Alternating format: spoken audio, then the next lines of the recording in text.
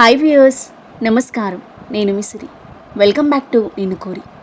ఈరోజు కథ the devil don, episode 49. మీ మనసుకు నచ్చే అద్భుతమైన కథ. కథ నచ్చితే లైక్ చేయండి. ఈ కథ మీకు ఎలా అనిపించిందో మీ అభిప్రాయాన్ని తప్పకుండా కామెంట్ చేయండి. ఇక కథలోకి వెళ్తే, ఇంకా టైం వేస్ట్ చేయకు అని అంటూ ప్రణయ్ షర్ట్ విప్పేసి సాక్షిని అమాంతం భుజంపై వేసుకుని బెడ్రూమ్కి తీసుకెళ్తున్నాడు. ప్రణయ్, ప్లీజ్ నన్ను వదులు. సాక్షి ఏడుస్తూ అతని నుండి విడిపించుకోవడానికి తీవ్రంగా ప్రయత్నిస్తూ ఉంది. అప్పుడే ప్రణయ్ ఇంటికి చేరుకున్న ఆకాష్ కారు దిగి మెరుపు వేగంతో లోపలికి పరిగెత్తాడు. Pranay, leave me! సాక్షి అరుపులు వినిపిస్తుంటే విండోలో నుండి చూసిన ఆకాష్కి సాక్షిని ఎత్తుకెళ్తూ కనిపించాడు ప్రణయ్. ఆకాష్ మొహం కోపంతో మండిపోయింది. డోర్ని తన బాడీతో బలంగా కొడుతూ బ్రేక్ చేయడానికి ట్రై చేస్తున్నాడు. కానీ డోర్ స్ట్రాంగ్గా ఉండడంతో బ్రేక్ అవ్వట్లేదు. పక్కకి అటూ ఇటూ చూసేసరికి గార్డెన్లో పేర్చిన పెద్ద స్టోన్స్ కనిపించాయి. ఒకదాన్ని మోసుకొచ్చి డోర్ని బలంగా కొట్టడం మొదలుపెట్టాడు. ఇక్కడ బెడ్రూమ్లో ప్రణయ్ సాక్షిని బెడ్ మీద పడేసి ఆమె దగ్గరకు వస్తుంటే, ప్రణయ్, నీకు దండం పెడతాను, నన్నేం చేయొద్దు. భయంగా వెనక్కి జరుగుతూ అతను దగ్గరగా వచ్చేసరికి నెట్టేసి బెడ్ దిగబోయింది. కానీ ఆలోపే ప్రణయ్ ఆమె నడుం పట్టుకుని బెడ్ మీద విసురుగా పడేసి ఆమె చెంపపై గట్టిగా కొట్టాడు. తీవ్రంగా వణికిపోయింది సాక్షి. ఆమె మొహంలోకి పళ్ళు నూరుతూ చూస్తూ, సైలెంట్గా నాకు కోఆపరేట్ చెయ్యి, ఇద్దరం ఎంజాయ్ చేస్తాం, లేదంటే ఫోర్స్ చేయాల్సి వస్తుంది అని ఆమె షర్ట్ని బటన్స్కి ఇరువైపులా 2 చేతులతో పట్టుకుని గట్టిగా లాగడంతో బటన్స్ టప్పుని ఊడిపోయాయి. ప్రణయ్, నో! సాక్షి ఏడుస్తూ షర్ట్ 2 కార్నర్స్ని గట్టిగా పట్టుకుంటే ఆమె చేయి విదిలించి షర్ట్ పక్కకు నెట్టి ఆమె నడుంని నొక్కుతూ ఆమె మెడ మీద భుజాల మీద పైశాచికంగా ముద్దు పెట్టుకోసాగాడు. సాక్షి తన బలమంతా ప్రయోగించి అతని నెట్టేయడానికి ప్రయత్నించినా లాభం లేకపోయింది. ఆమె ప్యాంటు పట్టుకుని విప్పేయబోతుంటే కాళ్ళతో తన్నుతూ అతని నుండి విడిపించుకోవడానికి తీవ్రంగా పెనుగులాడుతూ ఉన్న సాక్షి హృదయఘోష అంతా ఇంతా కాదు.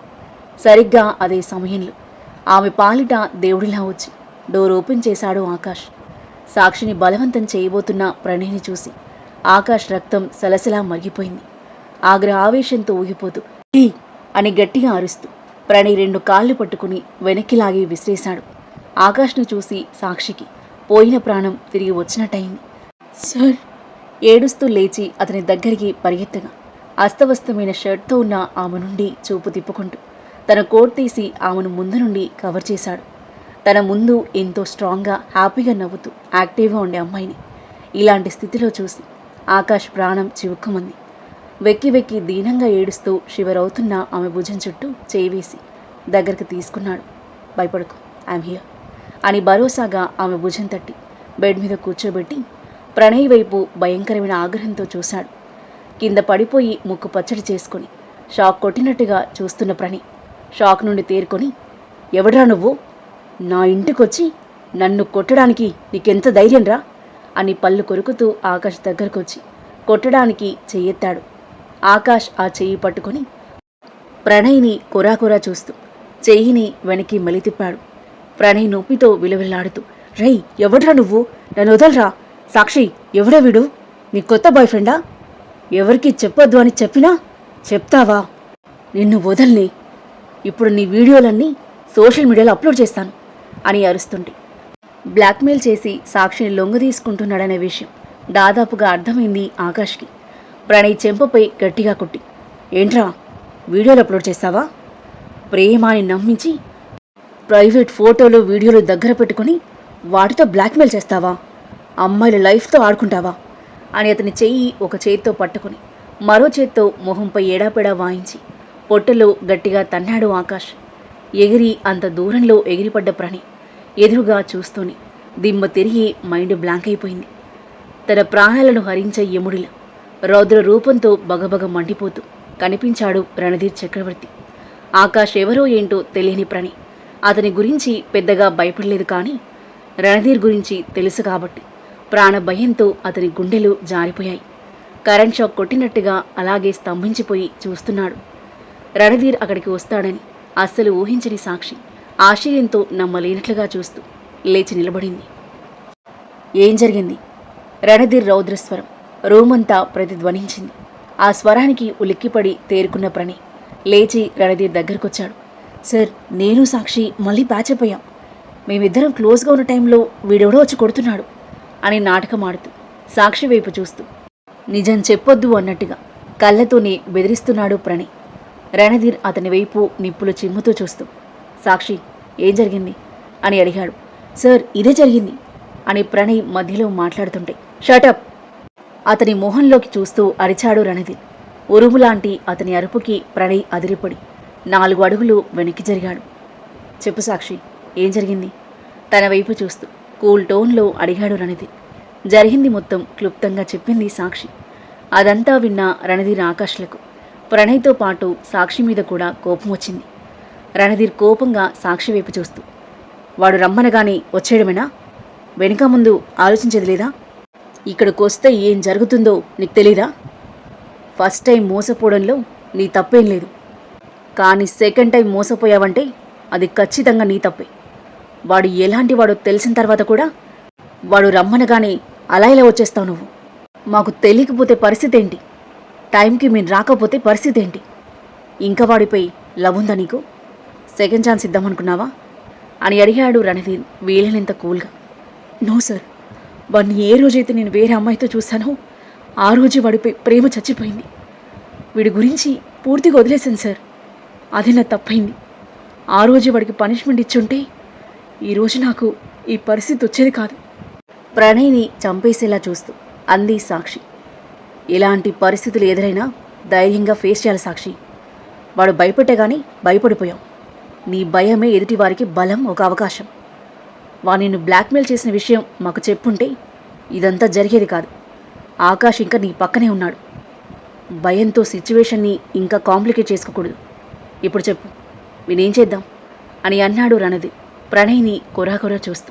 చంపేయండి సార్ ఆగ్రహంగా అన్న సాక్షి మాటలకు భయంగా చూశాడు ప్రణయ్. చంపేయండి సార్. అమ్మాయిల జీవితాలతో ఆడుకునే ఇలాంటి నీచుడు బ్రతకూడదు సార్, బ్రతకూడదు. అతని వల్ల పడిన గుండె వేదన, ఆవేదన అతని పట్ల ప్రతీకార జ్వాలగా బగ్గుమంది సాక్షిలు. ప్రణయ్ చావు భయంతో వణికిపోతూ, సాక్షి ఏం మాట్లాడుతున్నావు? చంపడం ఏంటి? సార్ ప్లీజ్ సార్, నన్ను చంపొద్దు. ఇంకోసారి ఇలాంటి తప్పు చేయను. సాక్షిని కాదు, వేరే అమ్మాయి జోలికి పోను. నన్ను వదిలేయండి సార్ అని రణధీర్ ముందు మోకాళ్ళపై కూలబడి వేడుకుంటున్నాడు. అమాయకులైన అమ్మాయిలను ప్రేమ పేరుతో నమ్మించి నీ కామ కోరికలను తీర్చుకోవడమే కాకుండా నిన్ను నమ్మి దగ్గరైన వాళ్ళ ప్రైవేట్ ఫోటోలు, వీడియోలు తీసి బ్లాక్మెయిల్ చేసి మళ్ళీ మళ్ళీ లొంగ తీసుకుంటూ వాళ్ళ జీవితాలను నాశనం చేసే నీకు ఈ భూమిపై బ్రతికే అర్హత లేదురా. వీడియోస్ సోషల్ మీడియాలో వైరల్ చేస్తావా? ఇమీడియట్గా నీ దగ్గర అన్ని వీడియోస్ అండ్ కాపీస్ డిలీట్ అవ్వాలి, లేదంటే పుచ్చ పగిలిపోద్ది అని అంటూ ఒక్కసారిగా తన పాకెట్లో ఉన్న గన్ తీసి ప్రణయ్ తలకి గురిపెట్టాడు రణధీర్. గన్ని చూసి ప్రణయ్ పై ప్రాణాలు పైనే పోయాయి. డిలీట్ చేస్తాను సార్, చేస్తాను అని కంగారుగా ఫోన్ తీసి అందులో ప్రైవేట్ వీడియోస్, ఫొటోస్ అన్నీ డిలీట్ చేసి చేశాను సార్ అని అన్నాడు. ఇంకా వేరే డివైస్లోనుంటాయి కదా, డిలీట్. Okay sir. మరో ఫోన్, ల్యాప్టాప్లో ఉన్నవన్నీ డిలీట్ చేశాడు ప్రణయ్. ఆకాష్, వన్స్ చెక్ చేయి. ఓకే రణధీర్. అన్ని ఫోన్స్, ల్యాప్టాప్స్ అన్నీ చెక్ చేసి ఆకాష్ ఇంకా ఏమీ లేవని కన్ఫర్మ్ చేశాడు. ఓకే అని అంటూ రణధీర్ ప్రణయ్ వైపు దహించి వేసేలా చూస్తూ రిమూవ్ యువర్ డ్రెస్ అని అన్నాడు. ఏం చేయబోతున్నాడో అర్థం కాక ప్రణయ్ షేమ్తో కూడిన భయంతో చూస్తుంటే ఆకాష్, సాక్షి క్వశ్చన్ ఫేస్తో చూస్తున్నారు. I said remove the dress. Randhir gun point out చేయగా వేరే దారి లేక వణుకుతున్న చేతులతో పాయింట్ విప్పేశాడు ప్రణయ్. అది కూడా తీసేయి అని అన్నాడు రణధీర్ అతని ఇన్నర్ని చూపిస్తూ. So please don't do this అని ప్రణయ్ అంటుండగానే బుల్లెట్ సీలింగ్ వైపు పేల్చాడు రణధీర్. ప్రణయ్ జడుసుకుని వెంటనే ఇన్నర్ విప్పేస్తుంటే సాక్షి వెనక్కి తిరిగింది. ఇన్నర్ విప్పేసి 2 చేతులతో ఫ్రంట్ కవర్ చేసుకుంటున్న ప్రణయ్ మొహం సిగ్గుతో కూడిన అవమానంతో నల్లగా మాడిపోయింది. ఆకాష్, ఫోన్ కెమెరా ఓపెన్ చేసి వీడియో రికార్డింగ్ చేయి రణధీర్ అనేసరికి నిర్ఘంతపోయాడు ప్రణయ్.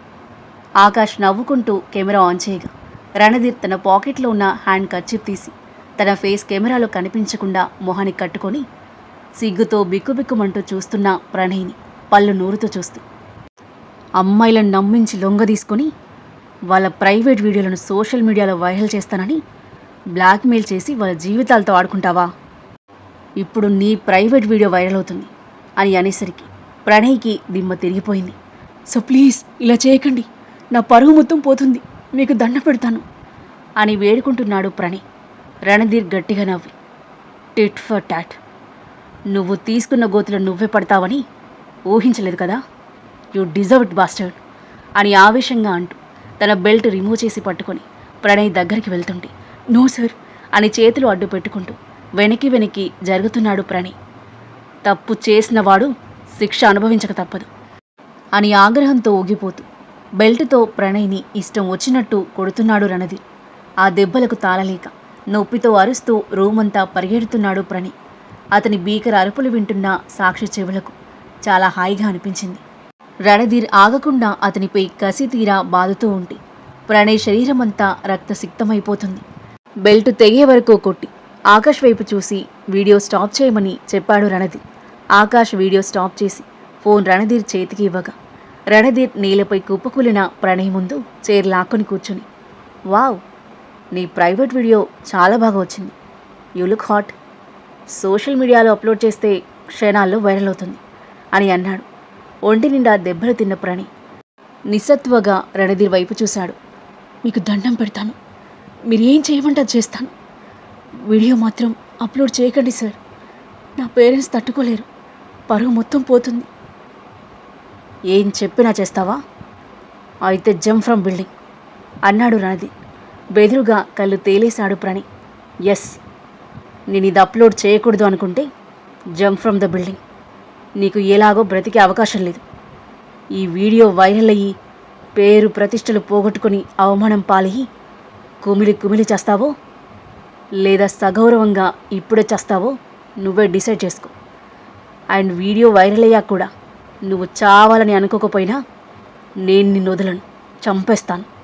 సో చావు కన్ఫర్మ్, బట్ అది ఏ విధంగా అనేది నీ చేతిలో ఉంది అని చెప్పి రిలాక్స్డ్గా చైర్లో కూర్చున్నాడు రణధీర్. ముందు నుయ్యి వెనుక గొయ్యిలా ఉంది ఇప్పుడు ప్రణయ్ పరిస్థితి. అతను ఏం చేస్తాడా అని ఆకాష్ అటువైపు తిరిగి ఉన్న సాక్షి ఉత్కంఠగా వెయిట్ చేస్తున్నారు. సార్, నన్ను క్షమించి నాకు ఒక్క అవకాశం ఇవ్వండి, ఈ తప్పు మళ్ళీ చేయను, ప్లీజ్ సార్.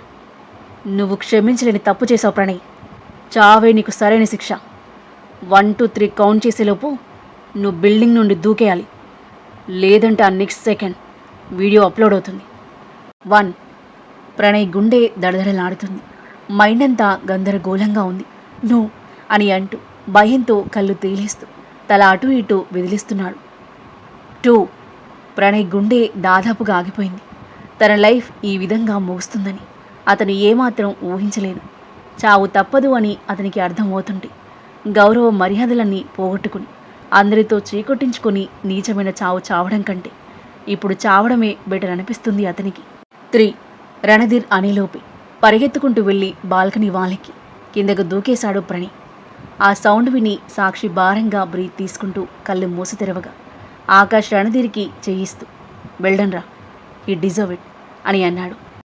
రణధీర్ అతని చేతిలో చేయి వేసి పట్టుకుని లేచి హగ్ చేసుకుని, థ్యాంక్స్ రా, లెట్స్ గో ఫ్రమ్ హియర్ అని వీడియో డిలీట్ చేసి ఆకాష్కి ఫోన్ ఇచ్చాడు. సాక్షి రా. ఆమె చేయి పట్టుకుని ఆకాష్ ఫాస్ట్గా కింద కదలగా రణధీర్ ఎస్ఐకి కాల్ చేస్తూ వెళ్ళాడు. మధ్యరాత్రి కావడంతో అక్కడ జరుగుతున్నదేది చుట్టుపక్కల వాళ్లకు తెలిసే ఛాన్స్ లేదు. కారులో వెళ్ళిపోయి కాస్త దూరం వెళ్ళాక ఆగారు. Thank you so much sir.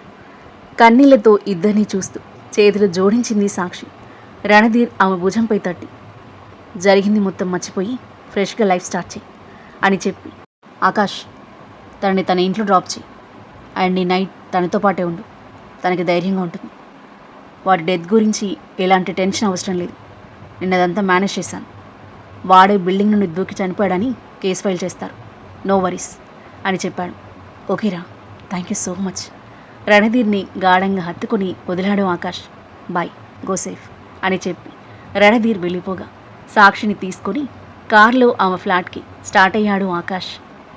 ఆ తర్వాత ఏం జరగబోతుంది?